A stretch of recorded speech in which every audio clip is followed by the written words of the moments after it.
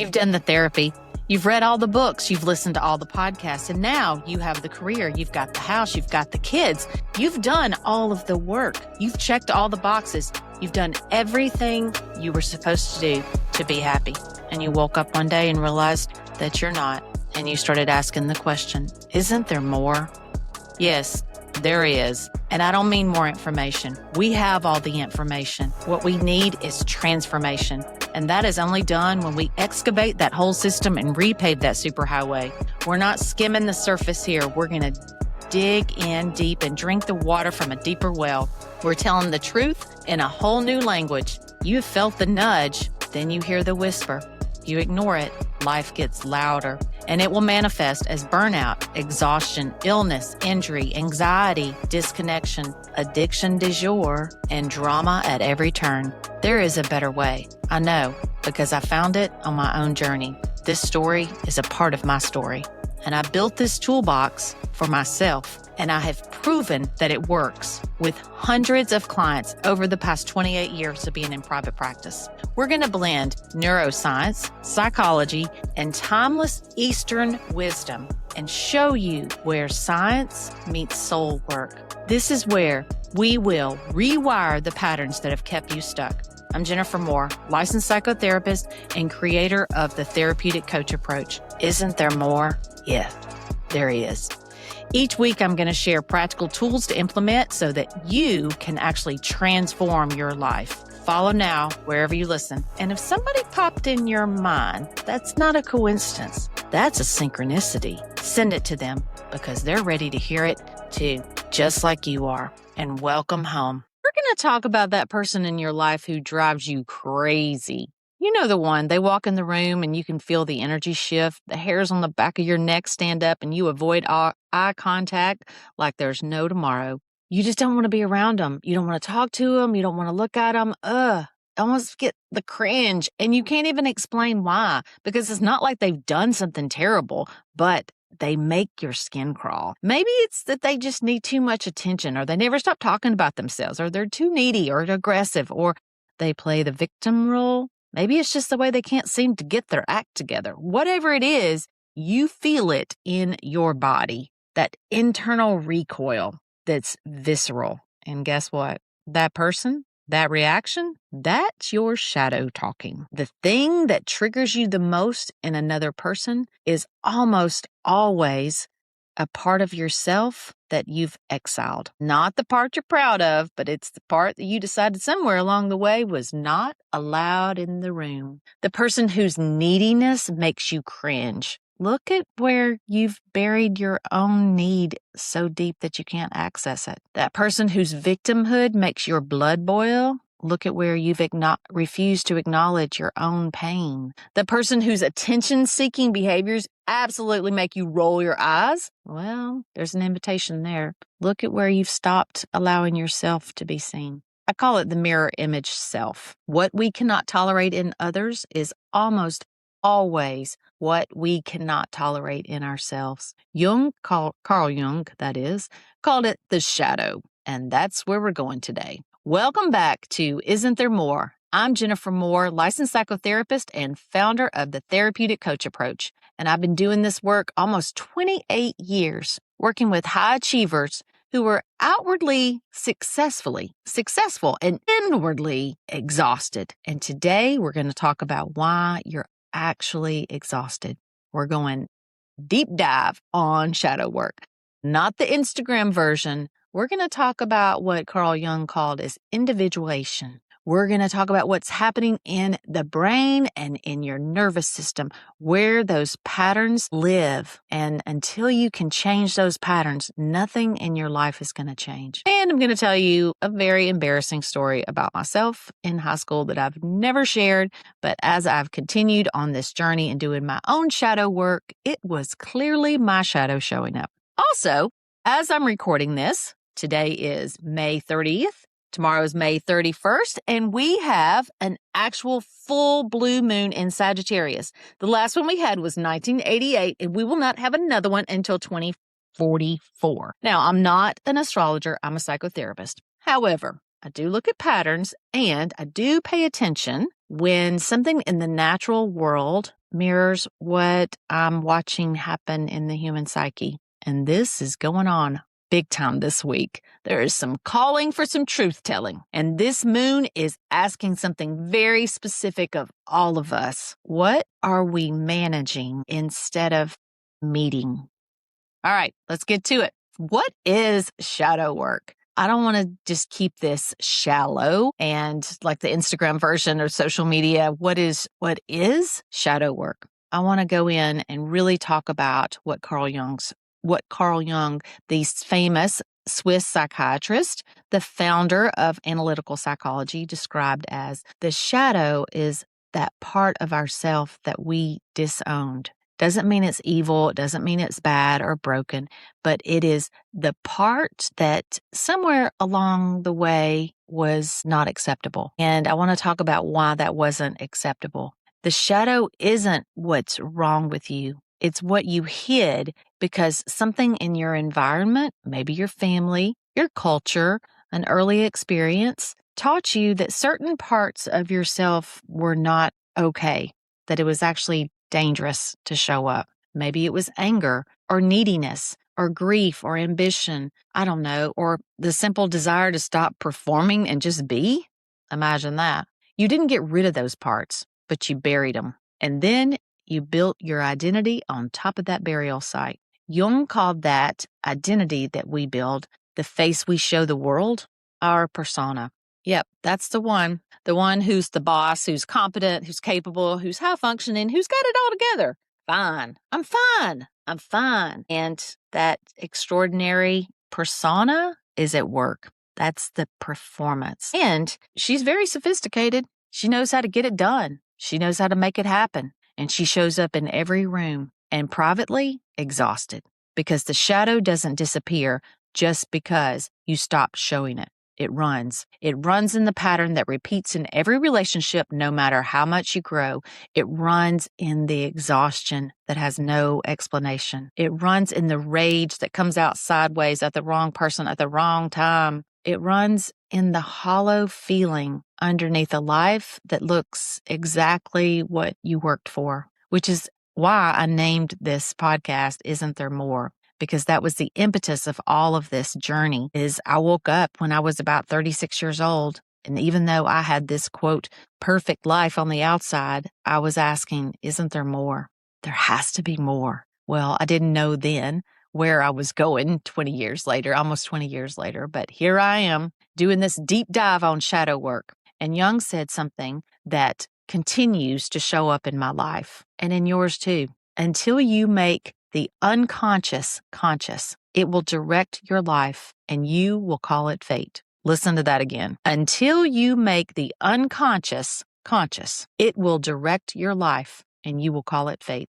Not a pattern, not a wound, not something that can be changed, just the way things are. That's what the shadow does when it goes unexamined. It masquerades as reality. And here's what's going on in your nervous system that Carl Jung didn't really have the neuroscience to prove this, but now we do. And most people don't talk about this, but this is where the intersection of psychology, neuroscience, trauma, hormones, and the gut-brain axis come together. And this is what I see in my practice.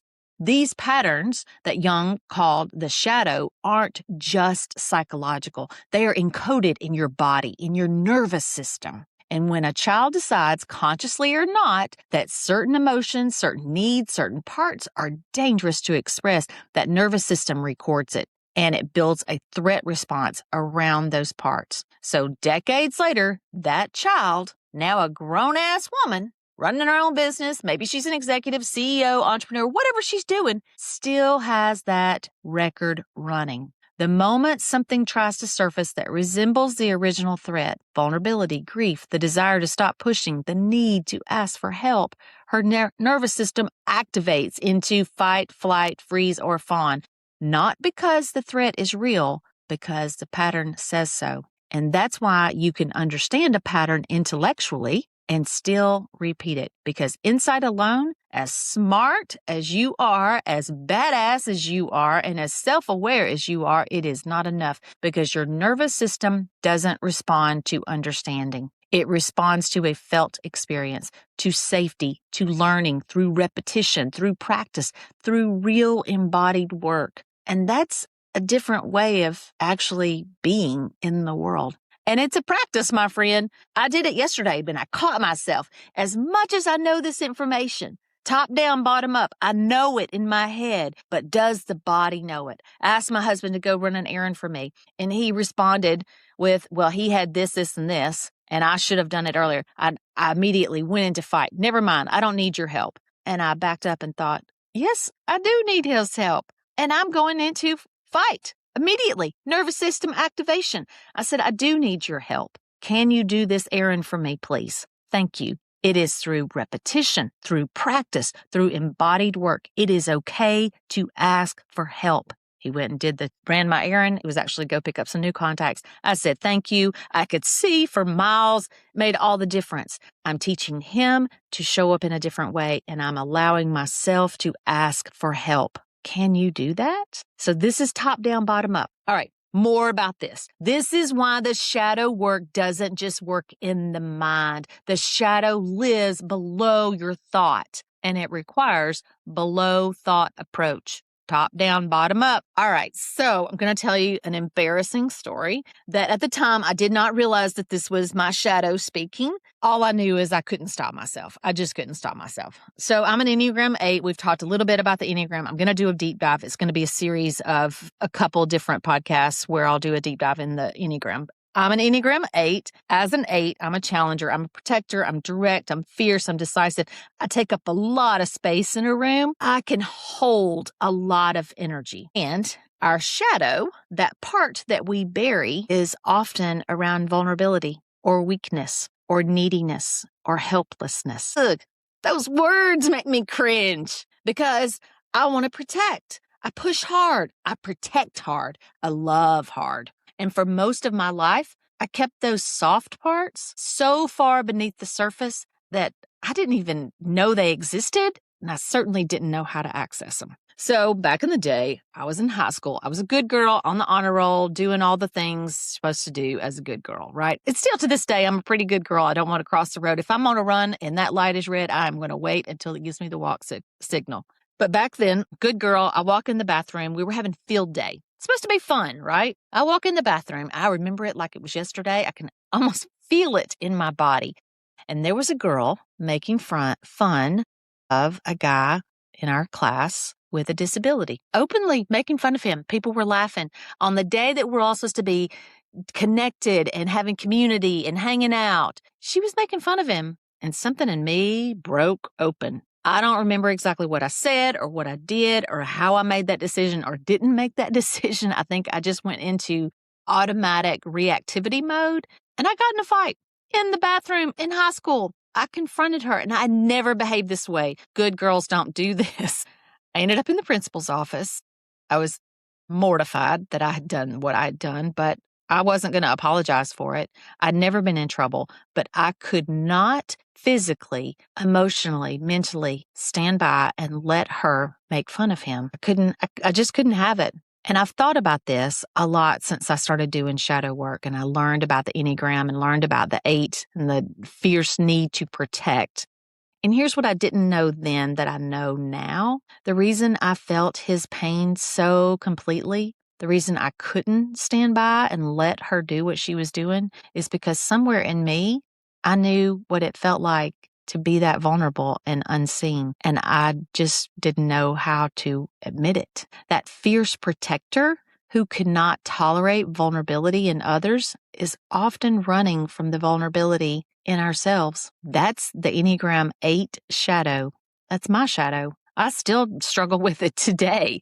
When I hear somebody getting too needy or playing the victim role, I want to roll my eyes. That's my work. That's my shadow. My protection of Neil was right. And I don't regret it at all, but it was my work. It's my shadow, because the intensity of my response, the fact that I bypassed every rule that I'd ever lived by, wasn't just about him. It was about every time that I'd felt small and I hadn't allowed myself to be seen. Every time I'd pushed instead of asked for help, every time I fought instead of felt my pain, protected others because feeling my own vulnerability was not an option. And naming that does not make me weaker. It makes me whole. It calls in that what Jung called individuation. What is that? It is the process of becoming whole. Not perfect, not healed completely in a finished way, but whole. Healing and wholeness mean the same thing. Here's what I want you to hear, because just because you hear it and you're getting the information doesn't change it, because it is in the body. It is in the nervous system. So those journal prompts and that 5-step process or that weekend workshop where you go meet your shadow and come home transformed, they may open the door, but they cannot do the work. Here's what does do the work. First, and this is what this full moon is calling upon, an honest self-examination. Not just shallow self-improvement, oh, I'm going to do these mantras and change my limiting beliefs, but what am I pretending not to feel? What parts of myself have I decided are not allowed? Where am I exhausted or scared or needing support and refusing to admit it? For an Enneagram 8 like me, those questions used to feel like an attack, and they still make me cringe. I don't need help. I don't need support. Yes, we are human. I actually believe we're spiritual beings having a temporary human experience, but in that human experience, we need connection. We need people. We need interdependence. We need things, and it's okay to ask for help. This is the medicine to feel safe when you ask for help. Second, the embodied practice, because the shadow is not a thought problem. It is a nervous system pattern that lives in your body. The body has to be part of this healing. This is not just in the mind. So this is top down, bottom up. Ask the questions, have the information, and feel it in your body. So yesterday, whenever I asked Colt to go get my contacts and he had the response, and I turned and said, no, I do need this help. And I allowed my body to feel that. The nervous system has to learn through felt experience and repetition that it's safe to stop hiding. It's safe to ask for help. It's safe to be vulnerable. Vulnerability will not destroy you. Being still will not kill you. Being quiet will not kill you. That's where the healing starts. This kind of learning doesn't just happen through understanding. It happens through practice, through the body, over time, again and again and again. Third, all right, so let's start back from the beginning. First, honest self-examination. Second, the embodied practice. Third, in relationship. And here's where most of us get it wrong and we want to resist because I don't need help from anybody else. But the shadow was built in relationship, my friend. And in those early years, when we were learning what was safe to show up and what wasn't, well, that was in relationship. So we're only going to heal in relationship. Not in isolation, not in a solo journaling practice, not in a self-paced online course. Not that those things can't help you and educate you. Read the books, listen to the podcast. Yes. And you have to do these practices in relationship. So when someone who isn't frightened by what comes up, who doesn't need to just be fine, who can be regulated in the presence of others, when your system doesn't know how to get it on its own. So this is what Carl Jung understood back then, and this is what neuroscience now confirms. The nervous system does not heal in isolation. It heals in connection. All right, back to my blue moon this weekend and the invitation. It's tomorrow night, Sunday night. And even if you listen to this on Monday or Tuesday, there's a 3-day pull, right? The blue moon, the full moon rises in Sagittarius. It is the rarest lunar moment in 40 years. Sagittarius is about truth-telling, that part of us that wants to grow beyond the current map. And a blue moon is a double illumination. A what? The light is brighter. What's been in the shadows becomes more visible. So I want to ask you, what's been stirring up for you this week? That irritability with no explanation, the grief that keeps showing up uninvited, the exhaustion that's not going away with even an extra nap, the part of you that is tired, genuinely tired of performing and being fine. That's not dysfunction. That's the shadow asking to be seen. And the Aquarius, the Sagittarius is getting real. I'm an Aquarius, so there was a Freudian slip there. The Sagittarius is getting real, and it is asking the honest questions and directly to you. Are you willing to grow beyond who you've had to be? Not who you want to be, who you've had to be. And there's a difference there. Who you have built for survival. It got you here. It served a purpose, but it's not the whole of you. And your nervous system, your body, your life is telling you that the cost of maintaining that version of you has gotten too high. So I'm going to leave you with 3 questions. You don't need a ritual. You don't need a ceremony. You just need to be real and honest. What part of myself have I been managing instead of listening to? The emotions you've been containing, the needs you've been minimizing, the parts you've experienced that I'll deal with that later. Second question. What patterns keep showing up no matter how much I change externally? That's the shadow speaking. What is it protecting? And third question, what would I do, feel, or say if I wasn't afraid of how it would land? All right, I'm going to say those 3 again. What part of myself have I been managing instead of listening to? Second question, what patterns keep showing up no matter how much I change externally? Third question, what would I do, feel, or say if I weren't afraid of how it would land? Sit with those 3. The answer is usually the thing that is buried the deepest. All right, we're wrapping it up here. If you've been listening and you've stayed with me the whole time, then obviously something in here landed with you. If you're tired of managing those surface things that are running the pattern underneath and you're ready to do a deeper dive, then give me a call. I offer a free consultation, no pitch. I just want to hear what's going on for you. Let's look for those patterns. Let's look and see what's really going on. See what kind of support you do need. Maybe you are ready for the deeper work. Either way, I want to leave you with a little more clarity today. That's the promise that I give you for every one of these podcasts. I'll leave the show notes below, and I want to invite you to get out there and look at that blue moon. Look in the mirror. What parts are you that you've been hiding? Your success does not have to cost you your peace. The fact that you're still here listening means that something landed. All right, until next time, namaste, my friends. Go out there and continue being the badass you are. Before you go, if something landed for you today, don't let that just be information. Let's use it as transformation, integration into your body. Ask yourself, what's one thing I heard today that my body already knows is true? Feel it. Allow your body to experience it.